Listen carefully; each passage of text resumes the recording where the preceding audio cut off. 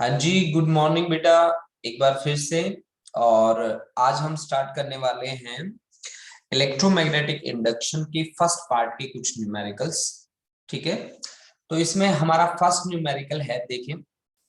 First numerical हमारे पास है the magnetic field through a circular loop of wire 12 centimetre in radius.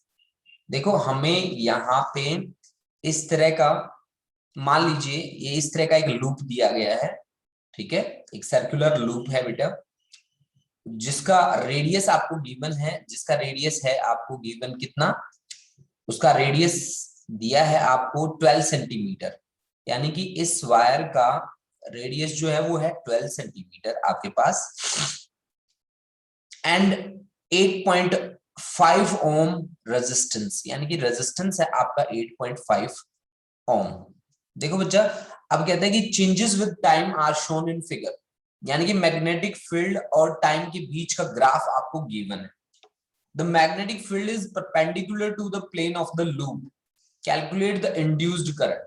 मतलब magnetic field is perpendicular to the plane of loop, इसका मतलब है magnetic field और area के बीच angle कितना है, जीरो, क्योंकि एरिया पे नॉर्मल ड्रॉप करोगे ना उसकी डायरेक्शन को रिप्रेजेंट करने के लिए।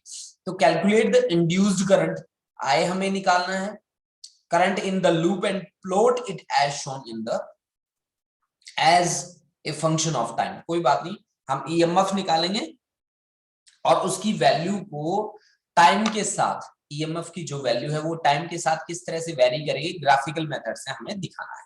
ठीक है, देखो सबसे पहले हमें इसका निकालना पड़ेगा एरिया। एरिया कितना एनक्लोज करा है इस लूप ने, तो एरिया आपको पता है कि पाई आर स्क्वायर होता है। ठीक है जी, तो फिर एरिया कितना बनेगा, पाई की वैल्यू 3.14 लो, आर रेडियस कितना आपका 12 सेंटीमीटर, 12 सेंटीमीटर है ना, तो 12 इंटू 10⁻⁻² का होल स्क्वायर। अब ये आ गया भाई आपके पास 3.14, 12 12 जा 144 और 10⁻⁻4। क्लियर। तो यहां से आपके पास, अगर आप इसको मल्टीप्लाई करें इसके साथ, यानी कि अगर मैं 2 जीरो हटा दूं तो ठीक हो जाएगा फिर। हाँ जी, 3.14 इंटू 1.44 इंटू 10⁻⁻², इनकी प्रोडक्ट कर लो बेटा। तो आप मान लो कि ये 3 है, ये 1.5 है, तो 3 मल्टीप्लाइड बाई 3/2 आ गया, ये लगभग 1.5 है ना, तो इंटू 10⁻⁻², तो 3 3 जा 9/2, मतलब 4.5 इंटू 10⁻⁻²। क्या आ गया, एरिया होता है मीटर स्क्वायर, क्योंकि मीटर में कन्वर्ट करके चले हम। ठीक है, तो 4.5 इंटू 10⁻⁻²। ठीक है जी। अच्छा, अब हम ग्राफ को देखो ध्यान से।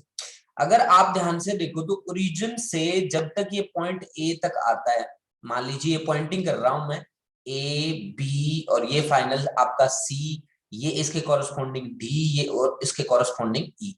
तो आप ध्यान से देखें तो ओ से लेकर ए तक मैग्नेटिक फील्ड इंक्रीज हो रहा है जैसे जैसे टाइम इंक्रीज हो रहा है। सही बात है कि नहीं है। ठीक है, तो डीबी बाई डी टी अगर मैं मैग्नेटिक फील्ड में चेंज देखूं यहाँ पे, तो कहां से कहां तक, ओ से लेकर ए तक, अगर मैं मैग्नेटिक फील्ड में चेंज देखूं डीबी बाई डी टी, तो मेरे को क्लियर दिख रहा है बेटा, भाई मैग्नेटिक फील्ड की वैल्यू 1 है और टाइम उसमें कितना सेकंड लगा 2, तो 1/2 आ गया डीबी बाई डी टी। यानी कि जब आपका time t is equal to 0 से लेकर आप 2 सेकंड तक चले, 2 सेकंड तक चले, तो आपके पास डीबी बाई डी टी आ गया। ठीक है ना, और डीबी बाई डी टी की वैल्यू भी मैंने आपको बता दी 1/2।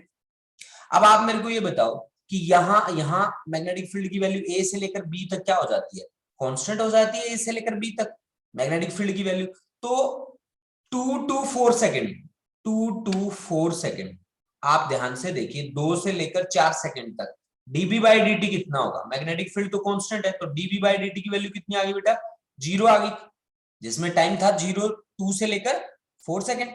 अच्छा, बी से लेकर सी तक देखो, ये था आपका ए से लेकर बी तक, बी से लेकर सी तक देखो बेटा, बी से लेकर सी तक, अगर आप ध्यान से देखें बी से लेकर सी तक, तो आपके पास क्या आएगी बेटा वैल्यू, बी से लेकर सी तक, बी से लेकर सी तक डिक्रीज कर रही है वैल्यू, और डिक्रीज कर रही है, तो आपके पास डीबी बाई डी टी की वैल्यू कितनी आ जाएगी, डीबी बाई डी टी की वैल्यू आ जाएगी कितनी, 4 से 6 2 सेकंड का टाइम लगा, और वैल्यू कितनी थी वहां पे मैक्सिमम 1, तो 1/2, लेकिन डिक्रीज कर रही है तो -1/2, और यहाँ पे टाइम हो गया आपका 4 to 6 सेकंड, 4 to 6 सेकंड। सही बात है, बिल्कुल। अब देखो बेटा, करंट किसके बराबर होता है? करंट होता है ईएमएफ डिवाइड बाय रेजिस्टेंस, ठीक है ना। यानी कि मेरे को पता है इस बात का क्लियर कि करंट होता है ईएमएफ डिवाइड बाय रेजिस्टेंस, और ईएमएफ की वैल्यू जो होती है वो डी फाई बाय, अगर मैं मैग्नीट्यूड की बात करूं तो मेरे पास, क्योंकि करंट जो होता है वो स्केलर क्वांटिटी होता है, तो माइनस साइन मेरे को यहाँ पे, ठीक है, मैं यूज नहीं करके चलूंगा, ठीक है। तो देखो भाई, I is equal to E by R, तो ईएमएफ मेरी कितनी होती है? D phi by d t. वैसे तो minus of d phi by d t होती है डायरेक्शन के साथ, डिवाइड बाय आर, ठीक है ना, d phi by d t divide by R, ठीक है। अब देखो भाई, हमने, आपको पता है कि करंट जो है वो किस डायरेक्शन में इंड्यूस होगा, तो वैसे यहाँ पे -d5/dt लेना चाहिए ना। हाँ, -d5/dt होना चाहिए। क्यों? मैग्नीट्यूड क्यों यूज करेंगे हम, डायरेक्शन भी तो शो करेंगे, ग्राफिकल प्रेजेंटेशन दे रहे हैं, तो -d5/dt इंटू आर, ठीक है, ये बात सही है ना। तो अब हम चलते हैं यहां से, -1/r d/dt of b into area, magnetic field आपने कांस्टेंट अप्लाई किया है, तो -b/r dA/dt। अब देखो, अलग अलग इंटरवल्स में आपके पास अलग अलग वैल्यूज हैं। जैसे कि मैं बात करूं 0 से O से लेकर A तक, तो जब मैं O से लेकर A तक गया तो मेरा dA/dt क्या था, उसकी वैल्यू रख देते हैं। I is equal to magnetic field कितना अप्लाई करा है, कितना मैग्नेटिक फील्ड बोला है इसने, मैग्नेटिक फील्ड की वैल्यू, हाँ, dB/dt तो आ ही रहा है मेरा, dA/dt नहीं आ रहा मेरा, एरिया तो मेरा फिक्स रखा है, ठीक है। तो यहाँ पे एरिया को बाहर लिखो, ये लिखो आप dB/dt, तो एरिया आपका फिक्स है, फिक्स कितना है 4.5 इंटू 10⁻⁻²। रेजिस्टेंस भी फिक्स है, नेगेटिव साइन है भाई। रेजिस्टेंस कितना है जी, रेजिस्टेंस है 8.5 ओम, और dA/dt कितना है जी 1/2, dB/dt, सॉरी मैं बार बार यूज कर रहा हूँ, dB/dt, ठीक है ना जी। तो यहां से 4.5, 4 2 लगभग 2 से हो गया ये, और 4, तो ये आ गया पॉइंट, ठीक है। आपके पास 1.25 इंटू 10⁻⁻², तो ये आ गया 2.5 इंटू 10⁻⁻3, क्या आ गया, करंट निकाला आपने एम्पियर। मतलब O से लेकर A तक मेरा कितना करंट इंड्यूस हुआ है, O से लेकर A तक माइनस साइन के साथ 2.5 इंटू 10⁻⁻3। अब आप मेरे को बताइए, A से लेकर B तक, A से लेकर B तक dB/dt क्या है, 0, तो I क्या होगा आपका, I क्या होना चाहिए वैसे, I होना चाहिए -b/r d, सॉरी A/r और dB/dt। अब A से लेकर B तक dB/dt क्या है, 0, तो करंट भी क्या रहेगा, 0 रहेगा। तीसरा है आपका B से लेकर C तक, B से लेकर C तक क्या है आपके पास करंट, देखिए आपका जो करंट का वैल्यू रहेगा, करंट का वैल्यू वो रहना चाहिए -A/r dB/dt, dB/dt, है ना। तो एरिया आपको पता है, एरिया तो 4.5 इंटू 10⁻⁻², रेजिस्टेंस आपको पता है 8.5, dB/dt क्या है -1/2, तो माइनस माइनस क्या हो जाएगा प्लस, ठीक है। तो इसकी वैल्यू कितनी आ जाएगी, +2.5 इंटू 10⁻⁻³ एम्पियर। मतलब A से लेकर B तक कोई करंट नहीं है, यहाँ B से लेकर C तक पॉजिटिव डायरेक्शन में करंट है, और यहाँ O से लेकर A तक नेगेटिव डायरेक्शन में करंट है। तो ग्राफिकल प्रेजेंटेशन इसकी मैं कैसे दूंगा, देखिए ग्राफिकल प्रेजेंटेशन करंट की और टाइम की हम किस तरह से देंगे, calculate the induced current in the loop, ठीक है, कैलकुलेट तो हमने कर लिया। अब देखिए इसकी प्रेजेंटेशन, ग्राफिकल प्रेजेंटेशन हमें देनी है, वो प्रेजेंटेशन हम कैसे देंगे देखिए। अब ग्राफ हम ले लेते हैं ऐसे, ये देखिए जी, ऐसे है ना। अब देखो स्टार्टिंग जब मैं 0 से लेकर 2 सेकंड तक चला तो मेरा करंट क्या था, कांस्टेंट। 0 से लेकर 2 तक कांस्टेंट था, ठीक है।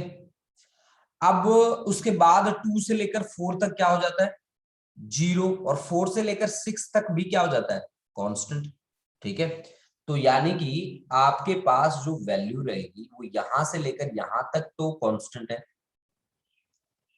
यहां से लेकर यहां तक, फिर यहां से लेकर यहां तक 0 वैल्यू रहेगी, और फिर यहां से लेकर यहां तक फिर आपकी कांस्टेंट रहेगी।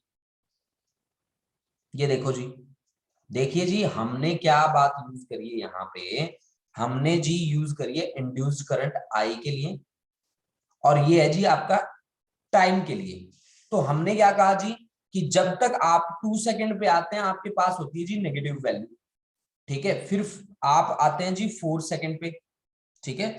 2 से लेकर 4 सेकंड तक आपको कोई करंट नहीं मिलता जी, ठीक है। 4 सेकंड पे मैक्सिमम वैल्यू मिलती है 6 सेकंड तक, ठीक है। 4 सेकंड पे आपकी मैक्सिमम वैल्यू रहती है कहां तक, 6 सेकंड तक, ठीक है। 4 से 6 सेकंड तक आपकी मैक्सिमम वैल्यू रहती है, ठीक है। और ये वैल्यू है कितनी, इतनी वैल्यू है जी ये, ठीक है ना, इतनी वैल्यू है बेटा ये, ठीक है।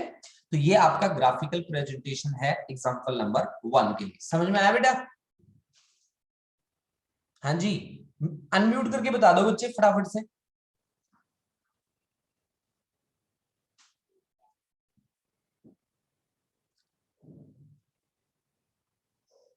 अनम्यूट करके बता दिया करो बेटा। चलो आगे बढ़ते हैं नेक्स्ट न्यूमेरिकल की ओर। देखो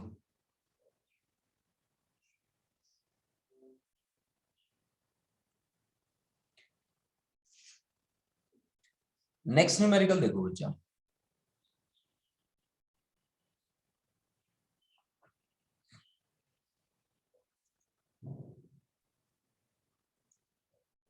देखो भाई आपकी स्क्रीन पे एक न्यूमेरिकल है, और वो न्यूमेरिकल आपसे पूछ रहा है कि square loop of side 10 centimetre and resistance 0.70 ohm is placed vertically in east west plane, east west plane, ठीक है।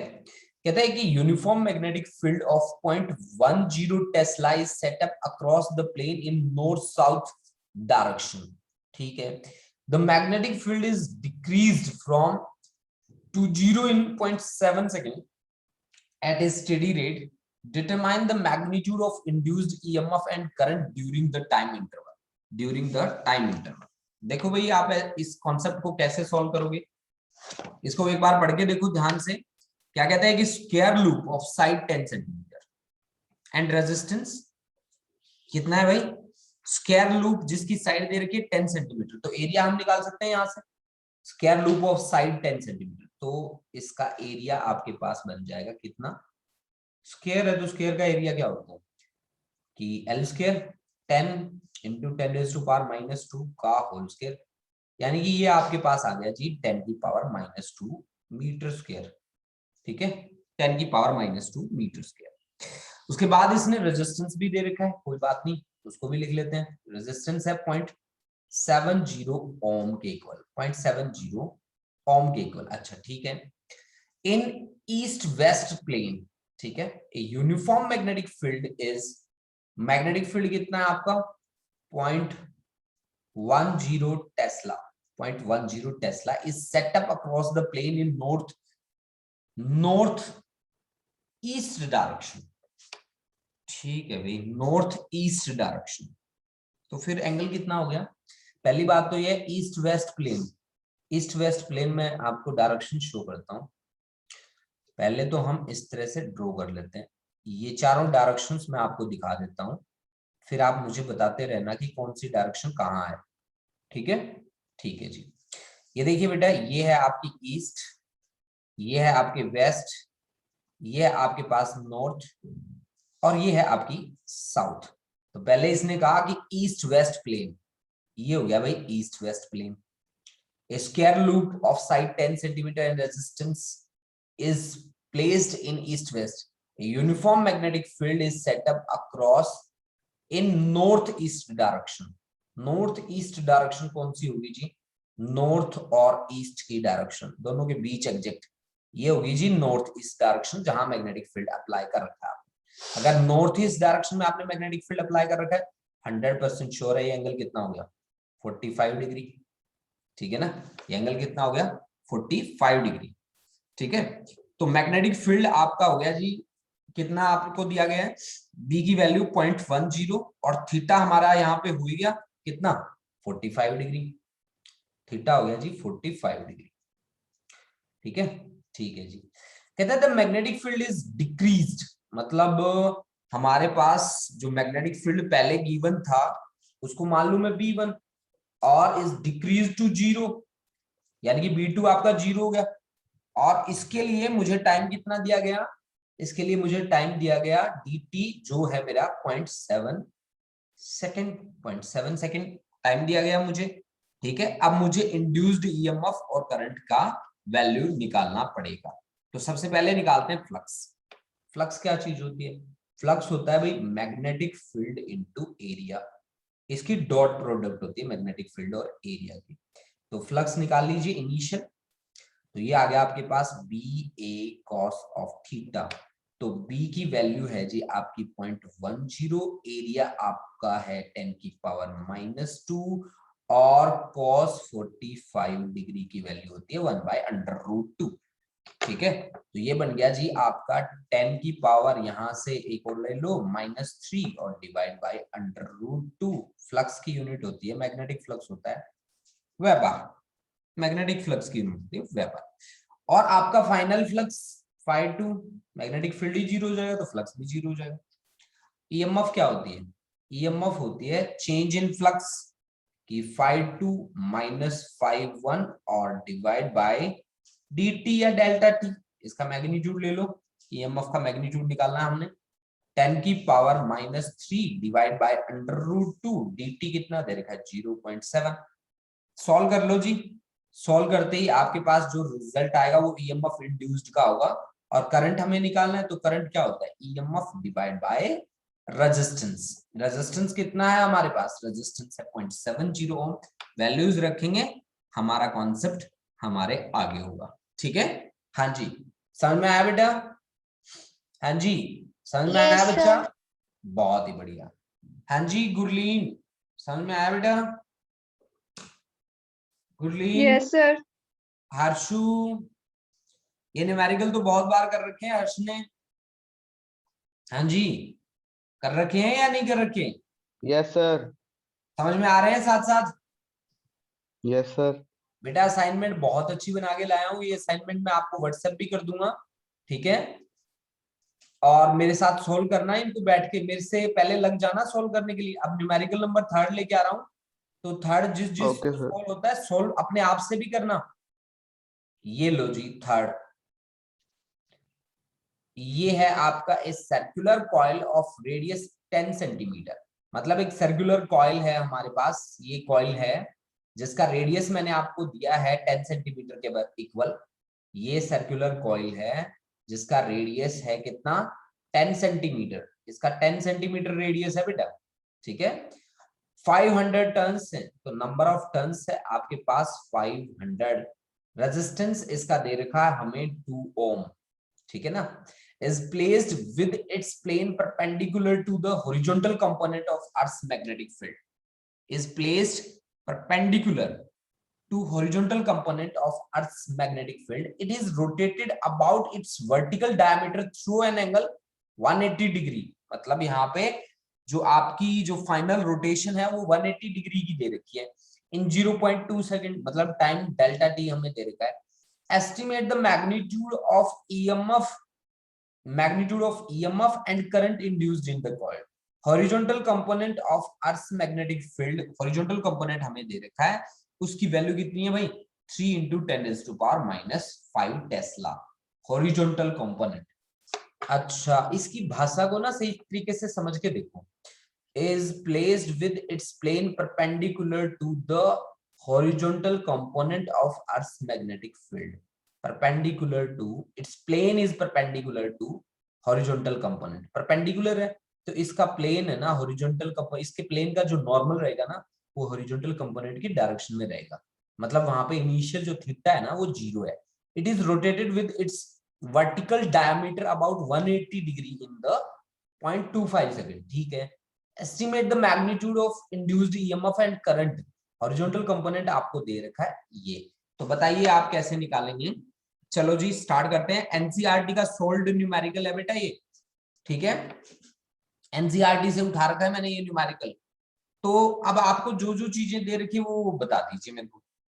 यहाँ पे रेडियस दे रखा था 10 सेंटीमीटर, तो आपका जो रेडियस है वो 10 सेंटीमीटर के बराबर है। तो रेडियस 10 सेंटीमीटर का मतलब है 10 की पावर -1 मीटर। नंबर एक बात।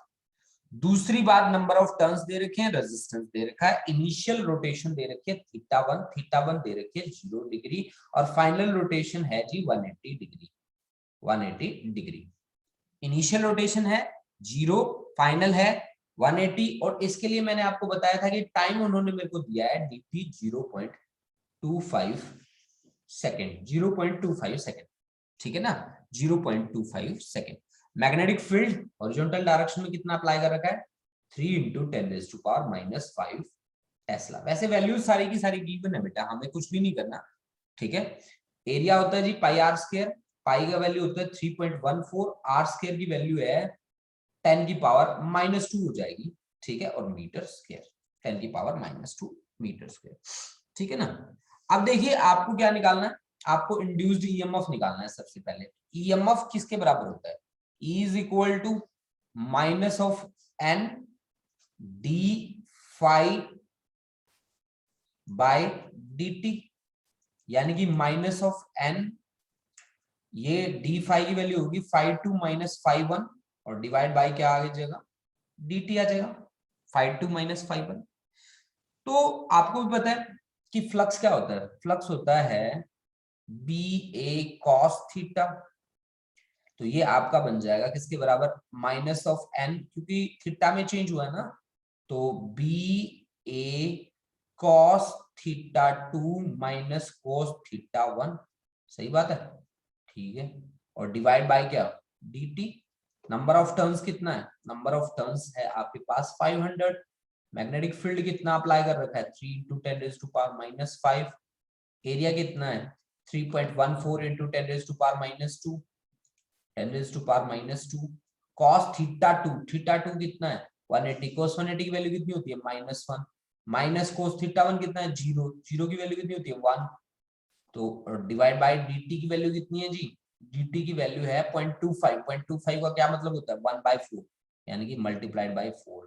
तो ये आ गया भाई, माइनस माइनस प्लस हो जाएगा 500 112, तो ये आ गया बेटा आपका 1000, यानी कि 10 की पावर 3 × 4 × 3 × 3.14 × 10 की पावर -7।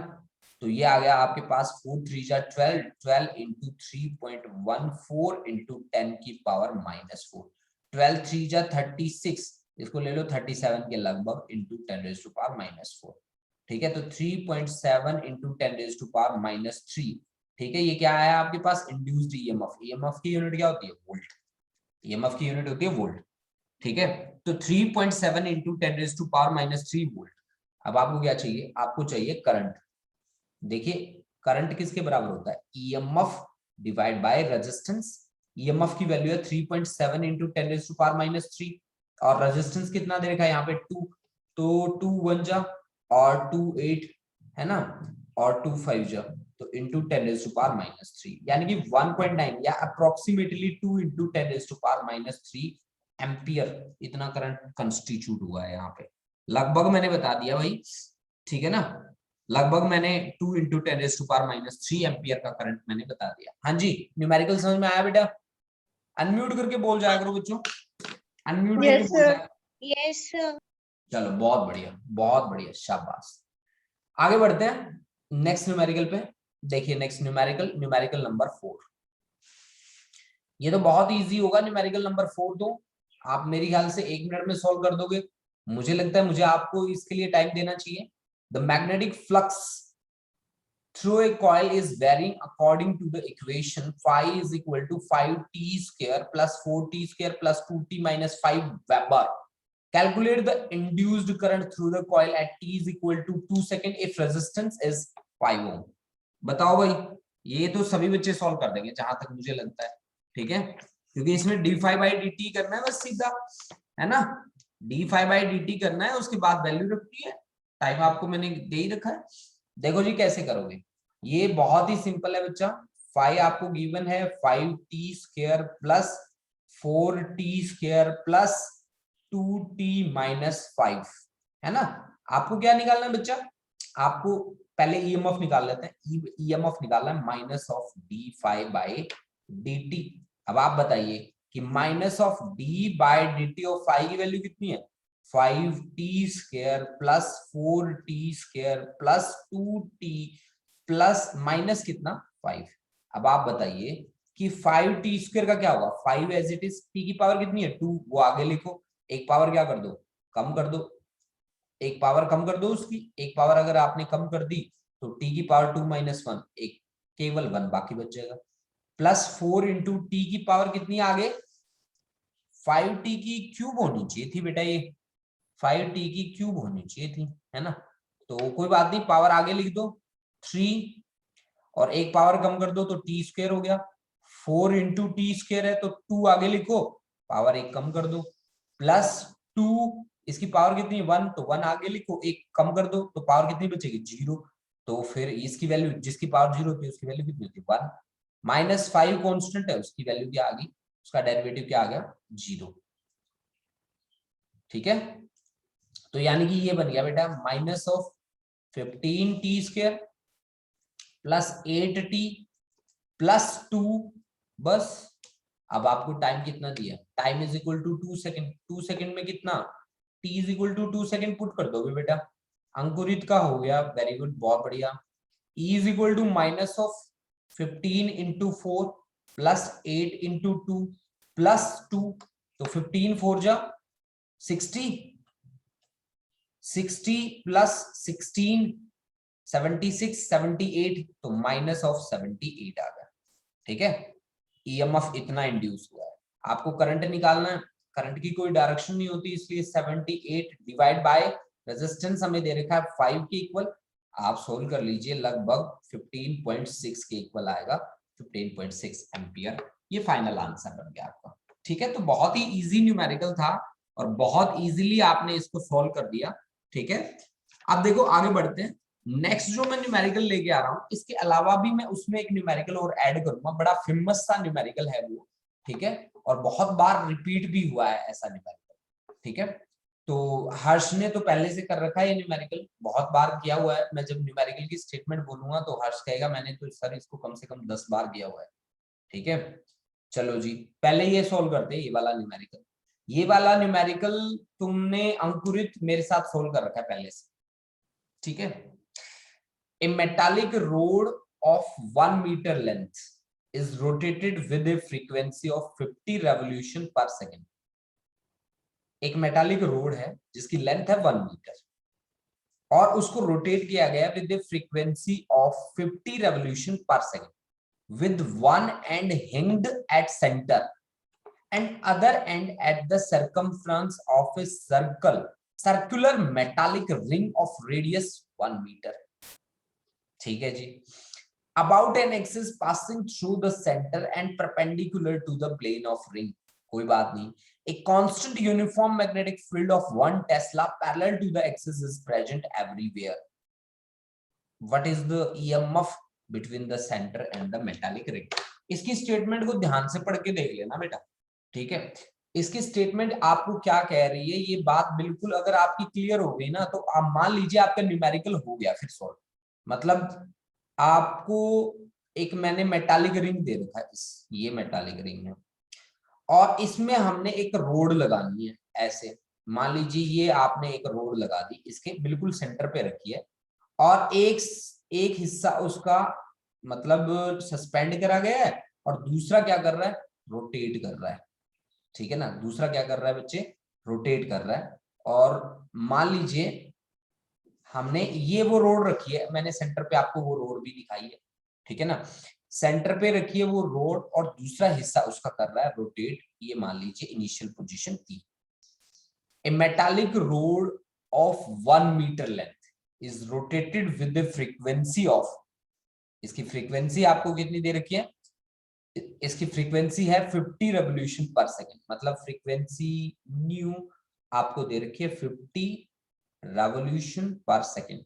अच्छा 1 मीटर लेंथ है तो यानी कि रेडियस के इक्वल दे दिया, रेडियस कितना है 1 मीटर, ठीक है, रेडियस हाँ 1 metre. About an axis passing through and perpendicular, मतलब एक मैग्नेटिक फील्ड हमें दे रखा है 1 टेस्ला, मैग्नेटिक फील्ड और एरिया की सेम डायरेक्शन है, ठीक है, मैग्नेटिक फील्ड और एरिया की क्या है, सेम डायरेक्शन है, ठीक है। अब आपसे क्या कहा गया इसने कि what is the EMF between the centre and metallic ring, centre और मेटालिक रिंग के बीच कितनी ईएमएफ इंड्यूस होगी, ठीक है ना, कितनी ईएमएफ इंड्यूस होगी, ठीक है। देखिए हम कैसे काम करेंगे इसके लिए, आपको पता है कि इंड्यूस्ड ईएमएफ का फॉर्मूला क्या होता है बेटा, ईएमएफ का फॉर्मूला होता है minus of d phi by D t, अगर मैग्नीट्यूड पूछे तो माइनस हटा देते हैं और हम कहते हैं कि D phi by D T उसका मैग्नीट्यूड होगा। अब आपको मैंने कहा कि मैग्नेटिक फील्ड और एरिया सेम डायरेक्शन में, तो D by D T of phi की value magnetic field into area, ठीक है ना। अब मैग्नेटिक फील्ड तो आपने कहा कि सर हमने कांस्टेंट मैग्नेटिक फील्ड अप्लाई करा है, ऐसे अप्लाई कर रखा है कांस्टेंट मैग्नेटिक फील्ड इस तरह से, ये इनवर्स है and perpendicular to the plane, आपको मेंशन था यहाँ पे।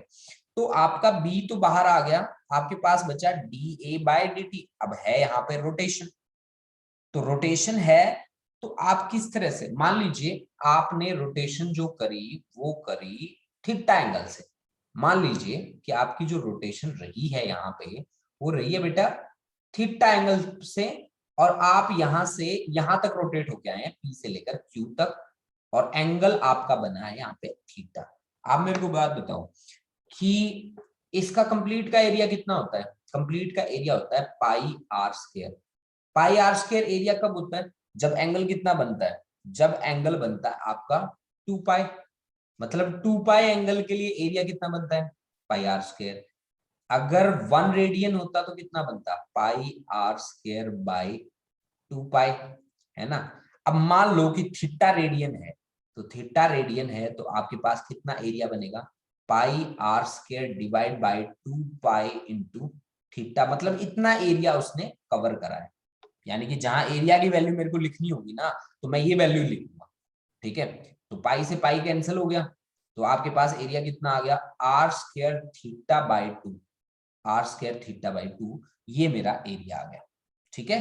तो यहां से ईएमएफ इंड्यूस्ड के लिए रिलेशन क्या बन गया, B d by D T of r square theta by 2, तो आर आपको पता है रेडियस तो कांस्टेंट है, तो बी आर स्क्वायर 2 भी कांस्टेंट है, d theta by D t के बराबर, ठीक है ना। तो d theta by D t किसके बराबर होता है, ओमेगा, तो B r square divide by 2 into omega, सही बात है। और ओमेगा की वैल्यू कितनी होती है, ओमेगा की वैल्यू होती है B r square divide by 2, omega की वैल्यू होती है 2 पाई इंटू न्यू के बराबर होती है, 2 से 2 कैंसिल हो गया। आपको मैग्नेटिक फील्ड कितना दे रखा है 1 टेस्ला, रेडियस कितना दे रखा है 1, पाई की वैल्यू कितनी होती है 3.15 और न्यू की वैल्यू कितनी है 50।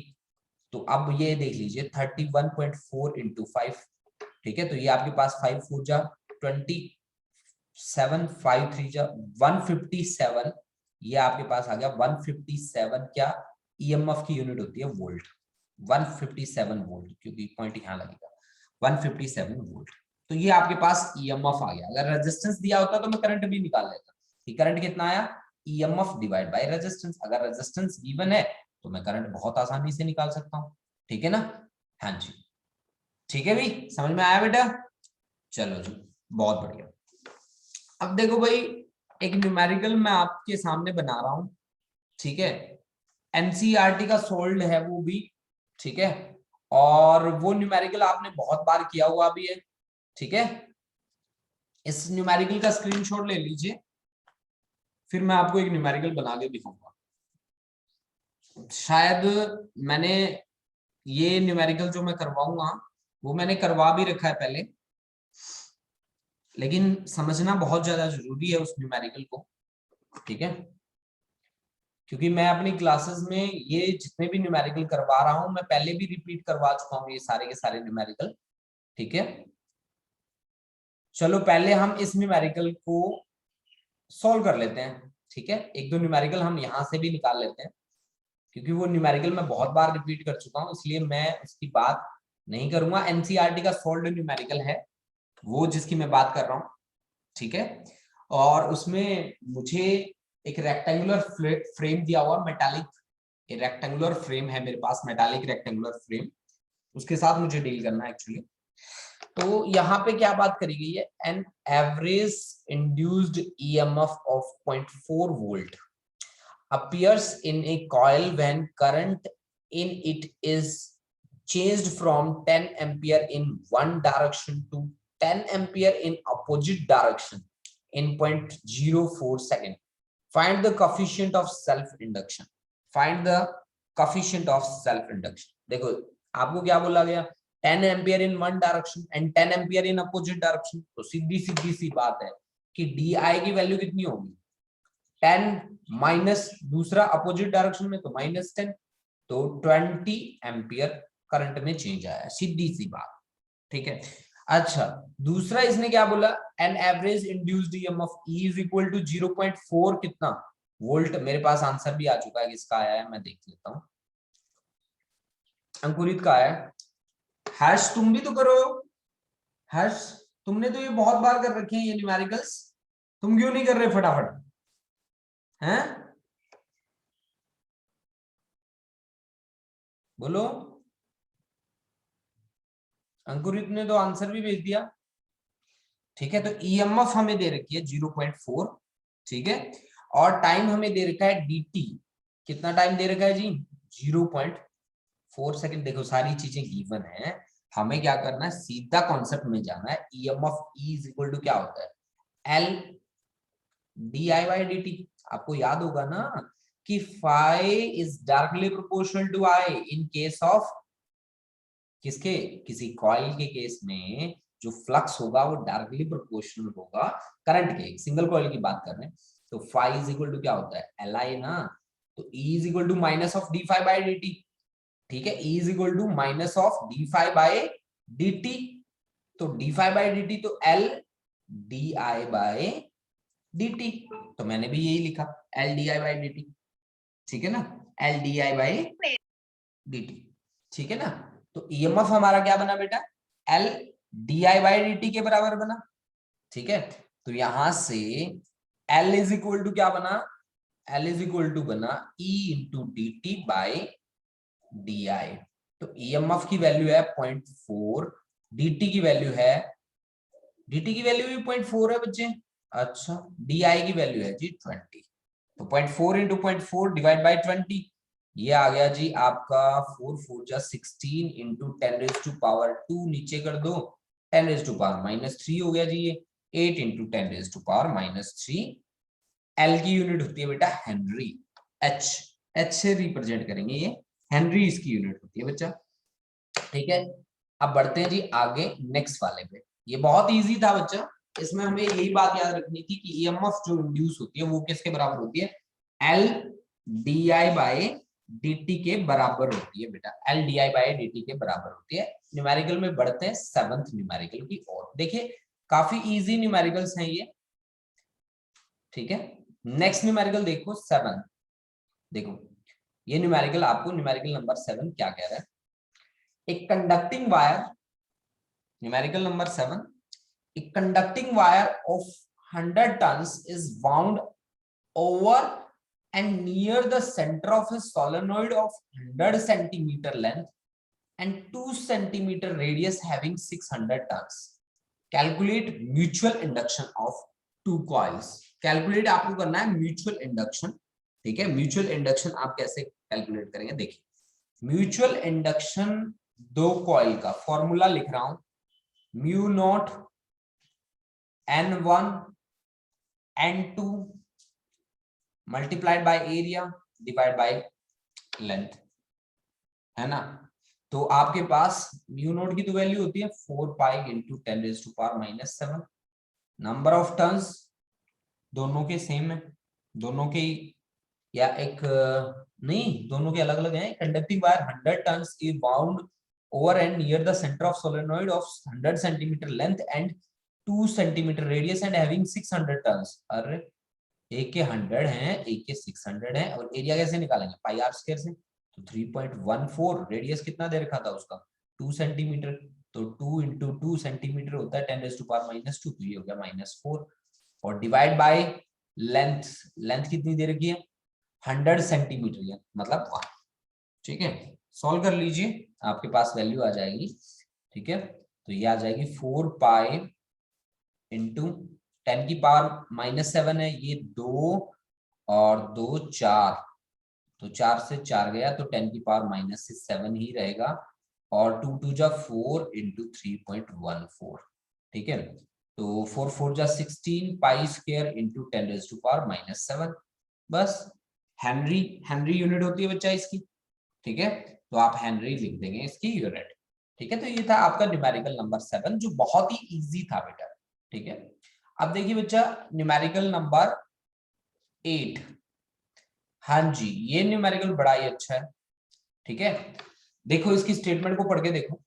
इसकी स्टेटमेंट क्या कहती है कि Kamla pedals a stationary bicycle, the pedals of which are attached to a 100 turn coil of area कितना 0.10 meters के. The coil rotates at half a revolution in 1 second and it is placed in a uniform magnetic field of 0.01 Tesla perpendicular to the axis of rotation of the coil.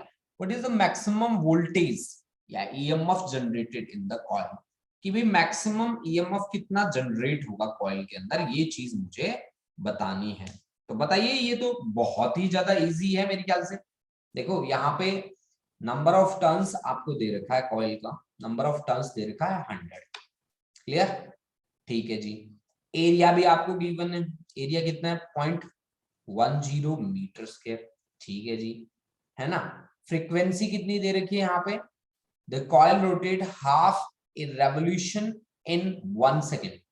ठीक है, half ए revolution, है ना, half revolution in 1 second, मतलब आपकी जो frequency रहेगी वो half revolution per second.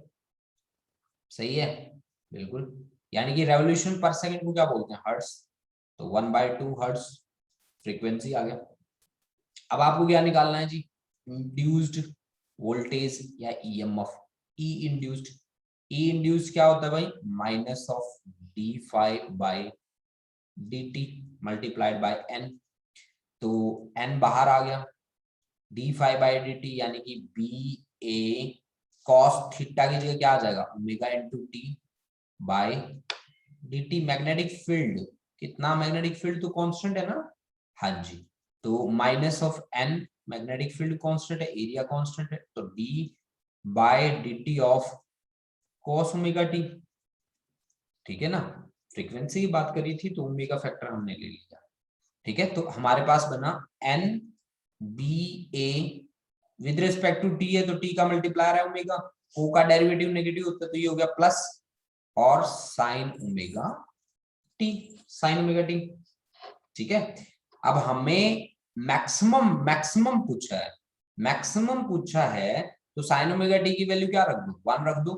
तो induced EMF will be maximum if sine omega t becomes equal to +1। तो आपके पास मैक्सिमम इंड्यूस्ड ईएमएफ किसके इक्वल आ गया? N B A into omega, और ओमेगा किसके बराबर होता है? N B A omega, omega की वैल्यू होती है 2 पाई इंटू फ्रीक्वेंसी। न्यू से भी लिख देता हूं, एफ से भी लिख देता हूं। अब नंबर ऑफ टर्न्स कितने हैं? 100। मैग्नेटिक फील्ड कितना है? मैग्नेटिक फील्ड है 0.01 टेस्ला, मतलब 10⁻⁻2 टेस्ला। ठीक है, एरिया कितना दे रखा है जी? एरिया दे रखा है 10⁻⁻1। ठीक है, 2 पाई, पाई की वैल्यू लिख देता हूँ 3.14, और फ्रीक्वेंसी दे रखी है 1/2। 2 से 2 कैंसिल हो गया जी, और ये 2 से ये 2 कैंसिल हो गया जी, तो 3.14 इंटू 10⁻⁻2 वोल्ट। ईएमएफ की यूनिट वोल्ट ही होती है बच्चा। ठीक है, तो ये आपका मैसेज किसका आया था, ये मेरे पास, हाँ जी, चलो बहुत बढ़िया बच्चा, बहुत बढ़िया। 3.1 इंटू 10⁻⁻² भी आएगा बेटा, ठीक है, देखना इस चीज को। तो ये था आज का हमारा न्यूमेरिकल सेशन, ठीक है। तो आज हम अपनी क्लास यहीं पे करेंगे समाप्त। कल मिलेंगे हम, इसके एनसीईआरटी की प्रॉब्लम देखेंगे कि क्या हमने इसका एनसीईआरटी को छोड़ तो नहीं दिया, ठीक है। ट्रांसफॉर्मर भी करेंगे हम कल, ठीक है। तो मिलते हैं कल नए कॉन्सेप्ट के साथ, ठीक है। थैंक यू बच्चा, thank you, thank you, thank you बेटा।